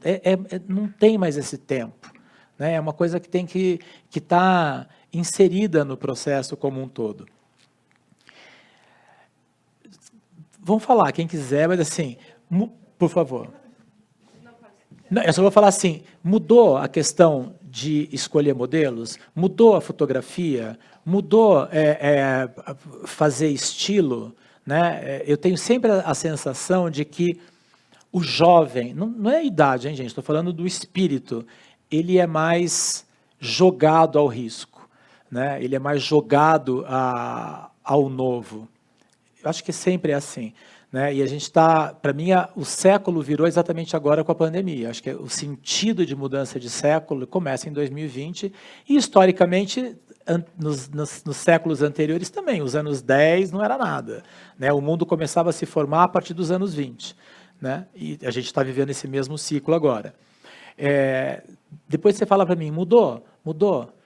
Mudou para vocês fazerem? Mas faz a sua pergunta. Obrigada. A minha pergunta está conectado com o que a gente está levando aqui no momento, de pensar o que um banco, né, o sistema financeiro, como vocês entendem, que ele pode fazer de forma prática por essas causas. Acho que a Flávia deu algumas dicas do incentivo da pesquisa, o Gilson trouxe algumas questões, né, mas, na verdade, eu queria que ele respondesse primeiro, assim, né, olhando para as instituições financeiras, vocês falando que como a gente pode ser diferente de outros bancos, qual que seria uma demanda prática interessante, ouvindo do lado deles, né, do dinheiro no bolso, a floresta em pé, e as pessoas podendo ser quem são. E produzir, né? Em escala. Exato. Bom, eu acho que a melhor forma de fazer e transformar é através do exemplo. Acho que a Daniela começou contando de que ela fazia parte do núcleo de 30 pessoas que acreditavam num sonho. E esse sonho hoje tem um prédio sustentável, com cartão dando exemplo, apoiando uma iniciativa como essa. Para mim, ela mostra a possibilidade de que eu também, como o G10 Bank, nós criamos um banco das favelas, porque existem 45 milhões de pessoas desbancarizadas no Brasil que guardam dinheiro no colchão e eles estão na favela e a gente quer ter a nossa conta digital também, quer ter nosso cartão. Então, ela mostra para a gente que a gente também pode fazer, podemos chegar lá. E aí isso se fala também porque nós precisamos criar um novo olhar. Né? Hoje está muito sobre isso. Né? Como é que a gente vê diferente essa perspectiva? E eu vindo de Paraisópolis, filho de uma mulher surda-muda, com 14 filhos, que diziam que a gente ia crescer e virar bandido, porque os filhos da muda não iam virar gente olhava para isso e falava, caramba, será que nós vamos conseguir mesmo? Será que eu sou predestinado a dar errado? Será que eu vou virar bandido? Então, isso tudo está dentro de um olhar que a sociedade também me colocava nessa condição, me jogava nisso. Porque eu sou da favela do Paraisópolis, filho de uma mulher surda-muda, eu vou virar bandido. É isso que a sociedade tinha e que a minha família me pregava. E que está no destino e que a sociedade jogava nesse sentido. Só que eu queria fazer diferente. E quando eu fazia diferente, que eu ia estudar, que eu falava mais, imagina que eu sou filho da muda e eu falava. Então já era diferente, porque eu estava falando. Então, as pessoas falavam, vigia com esse menino, porque vai crescer e vai virar bandido. Só que se fosse numa família rica, Dani, as pessoas diziam que ele era o criativo, o CEO da empresa, futuro presidente da República. Então, olha como a gente olha as nossas crianças na favela. Precisamos mudar o olhar.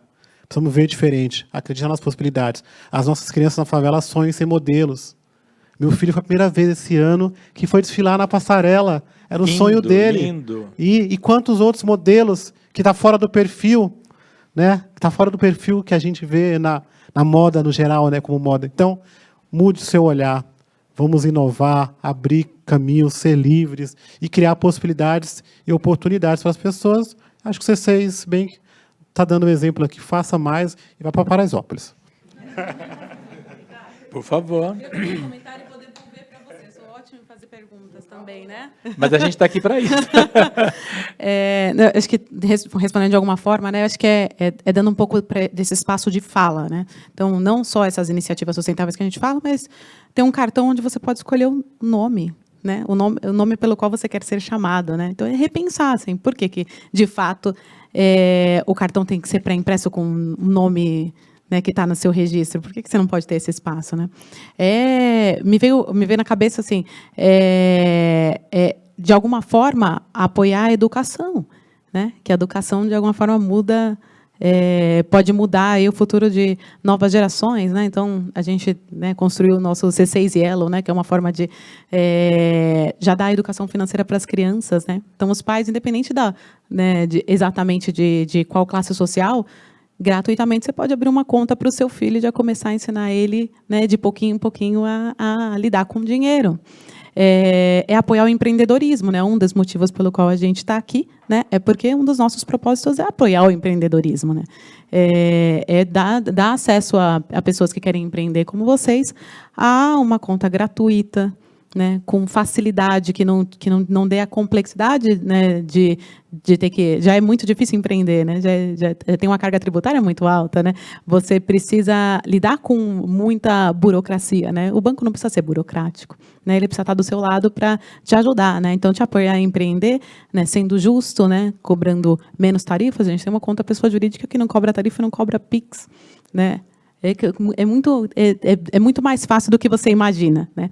É realmente fazendo esse exercício de empatia, né? E se colocando no lugar, né, de quem prefere ser chamado de outro nome, de quem, às vezes, não tem acesso à educação e quer formar uma criança, né? De quem quer empreender, mas não quer passar por burocracia e pagar altas taxas, de quem precisa de crédito e não consegue acessar o crédito, e aqui, né, tem um espaço para discutir e ter oportunidade de acessar o crédito. E aí eu vou devolver a pergunta para o Gilson, porque eu sei que ele tem iniciativas muito interessantes com relação a isso, né, se ainda tiver tempo. Né? Claro. Não, muito, tem mais 5 minutos, senão mais eu vou ficar preso no carro aqui dentro. Mais focado. Sei que ele tem iniciativas muito interessantes voltado à educação, que é um dos caminhos, né? Eu dei aqui alguns exemplos no qual a gente pensa nisso, e no apoio ao empreendedorismo, né? Que eu sei que o G10, o trabalho que ele faz na Paraisópolis também apoia muito, porque às vezes se você não tem educação e a formação, o caminho é você empreender mesmo, né? Encontrar alternativas de geração de renda com o que você sabe fazer, com o seu talento. E eu sei que ele encontrou ali formas de encontrar talentos ali na Paraisópolis e fomentar o empreendedorismo, por isso que eu devolvo para você. Bom, nas favelas do Brasil, 40% da população sonha em empreender. Quando você vai olhar para o perfil dessas pessoas que querem empreender, são mulheres negras das favelas. E aí, quando você vai olhar para o acesso a oportunidades destas mulheres negras de favelas, elas têm menos oportunidades. Quando você vai olhar nos bancões, por exemplo, quem mais tem crédito negado são essas mulheres. Então, eu acho que precisamos criar um processo de democratização para que essas mulheres possam empreender cada vez mais, porque existe o sonho. Nós temos feito um trabalho lá e acho que as instituições financeiras têm se olhado para isso, mas temos que começar a romper as burocracias, os processos todos, sabe? Então, por exemplo, lá as pessoas não têm CEP, não têm escritura, como é que comprova algumas coisas? Não tem endereço, comprovante de residências. Se a gente colocar todo mundo numa caixinha, não alfabetizados, então todo mundo numa caixinha só, não vai dar certo. O Brasil é diverso. Ela é empreendedora, né? Ela tem a cara de uma mulher negra. Então, precisamos olhar para isso e falar, bem, como é que faz? Como é que cria soluções? E aí, ir fazendo, eu acho que esse caminho, nós temos feito isso em Paraisópolis, a partir do pavilhão do G10 Favelas, e espalhado no Brasil inteiro, montando hubs. Hoje somos a maior rede de moradores voluntários de favelas, são 4.000 presidentes de rua, e somos também o maior grupo de empresas de negócios dentro de favela. Então, é uma potência sempre tendo morador se desenvolvendo como agente da sua própria transformação. Meu carro está no Valet. Quem quiser acompanhar as coisas podem me seguir no Instagram, @GilsonRodriguesBR. Quero agradecer demais o Paulo, Flávia, Dani. Obrigado pela oportunidade de vocês bem aqui também. Gente, a gente tem que encerrar, né? Eu vou agradecer, mas eu quero deixar uma questão no ar, porque esse é o primeiro de vários encontros que a gente vai ter mês a mês. A gente falou de moda? Mas a moda lá atrás tem uma mudança, para mim, muito clara, né? Quando eu comecei na moda, você também, Isa, quando algum estilista ia falar, era assim, a minha mulher é... A minha mulher é. Então, eu sou dono do que você é, do que você é, do que você é. E hoje, a oratória de todas as pessoas na moda, de todos os jovens, é sobre propósito. Isso mudou radicalmente. Se há alguma coisa que realmente mudou, é que a gente não é mais uma fala de que a minha mulher é. Isso para mim é uma frase assim que desde os 18 anos eu ouvi. Eu comecei cedinho. Anos 80, até 90, até final dos anos 90. Né? A minha mulher é uma posse do que você é. Assim, eu determino o que você é. Eu digo se está certo ou errado. Na moda, fora da moda, né? As colunas do certo e errado, que eram altamente visíveis, isso acabou. Se tem alguma coisa que realmente ficou no século passado, é a oratória. Né? Não se cabe mais falas como eu digo o que você é, eu falo o que é moda, eu ensino você a se vestir. Isso acabou, absolutamente acabou. Né? E hoje você tem uma fala de propósito, você cria com propósito, vocês criam com propósito, né?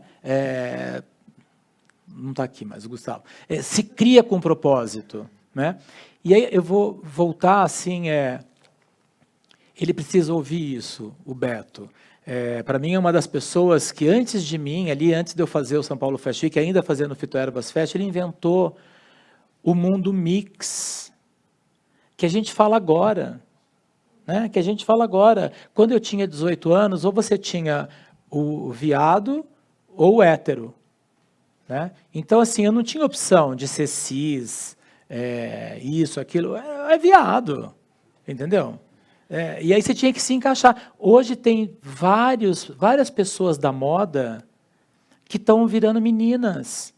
Olha que maravilha, se alguma coisa mudou, é essa questão da liberdade do corpo e da liberdade e da consciência de que não sou eu que digo que você é. Né? Você vai ser o que você quer. Né? Então, tem estilista que já virou menina, tem maquiador que já virou menina. Olha que maravilha, na minha idade, você não podia fazer isso. Ou você ia virar o viadinho da esquina, ia ficar louco, né? Ou ficar preso e infeliz pro resto da vida. Hoje não. Hoje, se meu corpo não é o que é a minha mente, eu viro outra coisa e acabou. Né? E isso tem muito a ver com a questão da moda. Não se fala mais a minha mulher é. Né? E aí, só para encerrar, eu adoro o Alexander Hershkovich, eu acompanhei desde o comecinho. Ele nunca foi capaz de fazer um release. Ele nunca foi capaz de fazer um release para falar da coleção. Ele não quer saber o que as pessoas... Cada um vê do jeito que quer. Né? Isso aqui é o que eu fiz, se gosta, gosta, se não gosta, não gosta. Mas eu acho que ali já era um caminho, né, que estava ali sendo colocado de que a gente não ia mais impor nada a ninguém. Né? A gente não ia ser referência de criação. A gente passou a ser um captador de desejo. Né? E aí quem consegue captar esse desejo, faz essa roda girar. Né? E aí a gente falou de muita coisa, mas assim, na essência, a gente não falou da moda no seu senso cito assim, né? Naquela moda. O que é moda? A roupa, né? A gente não falou de roupa, né? A gente falou de propósito. A gente não falou do look, né? A gente não falou de estética. A gente falou do humano, né? Da vida. E eu acho que esse é um papel que, sem dúvida, o São Paulo Fashion Week é vanguarda na discussão disso no mundo, né, Isa, né, Camila? Assim, a gente trouxe questões para a moda nesses 27 anos que o mundo não fez. Desde sustentabilidade, a gente começou a falar de sustentabilidade em 2005. A gente começou a fazer compensação de emissão de carbono em 2005. Né? Não existia. um frescor. A diversidade, né? A gente, desde 2020, não sei se todo mundo já percebeu isso, mas tem uma regra no São Paulo Fashion Week. Você quer desfilar? Tem que ter equidade racial no seu casting. Você não precisa desfilar no São Paulo Fashion Week.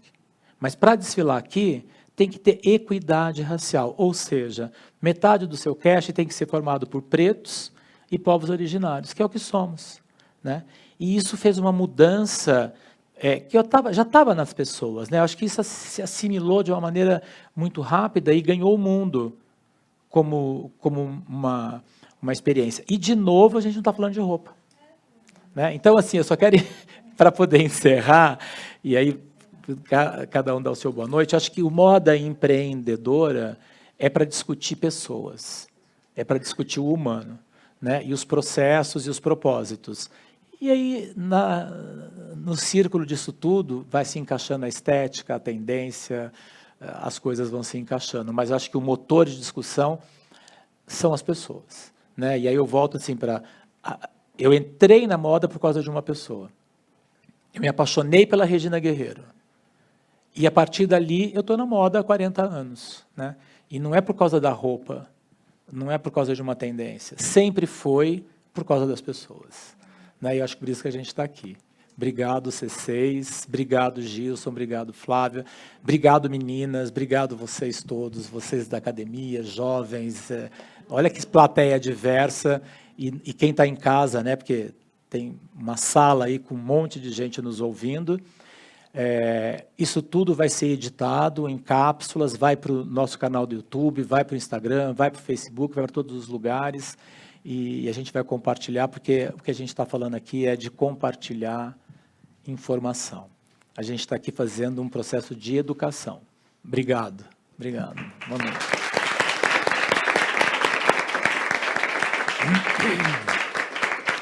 Uau!